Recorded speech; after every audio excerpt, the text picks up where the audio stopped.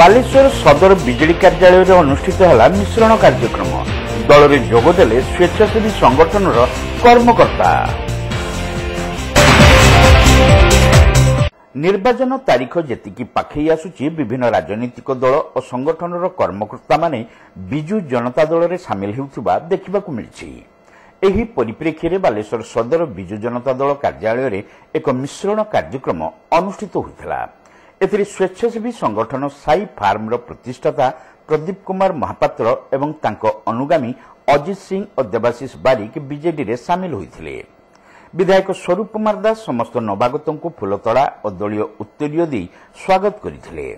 मुख्यमंत्री नवीन पट्टनायक जनकल्याणकारी योजना गुड़ी को सहरांचल कार्यकारी करने दिगरे नवागत कर्मी माने सहयोग करने एकांत आवश्यक बोली विधायक श्री दास एही अवसर में कहिथिले। नवीन पट्टनायक को षष्ठ थर पर मुख्यमंत्री पद में बसाइबाकू चलित निर्वाचन में सदर निर्वाचन मंडली बीजेडी प्रार्थी को जिताइबा निमंते से आह्वान देथिले। आज बालेश्वर म्युनिसिपालिटी जड़े युव संगठक प्रदीप महापात्र जी की बजरंग दल थे एवं विभिन्न सामाजिक संगठन सहित जड़ित अच्छी निजस्व साई फार्म गोटे ऑर्गेनाइजेशन अच्छी सहित देवाशीष बारिक और अजित सिंह सहकर्मी मैंने आज विधिवत भाव में भारतीय जनता पार्टी छाड़ी विजु जनता दल सामिल होती।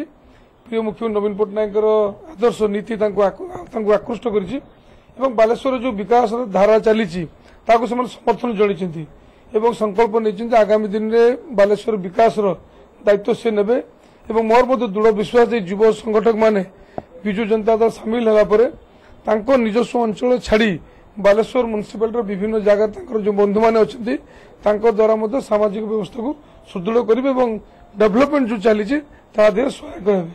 दलर नीति नियम माने निर्वाचन में विधायक श्री दास विजय सफलता हासिल से कार्य करेंगे बोली श्री महापात्र कही। आम सरू भाई को काम सब भल।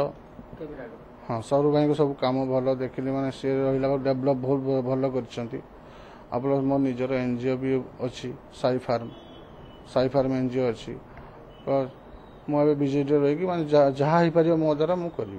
पौर परिषद उपाध्यक्ष कैलाश चंद्र सेठी, पूर्वतन पौर उपाध्यक्ष मनोज राउत, टाउन सभापति सनत दास, बीजेडी राज्य जुग्म संपादक सत्यरंजन दास, बिजु युव जनता दल राज्य साधारण संपादक धीरेन कुमार नायक, काउंसिलर कार्तिक साहू प्रमुख एही कार्यक्रम में उपस्थित थिले।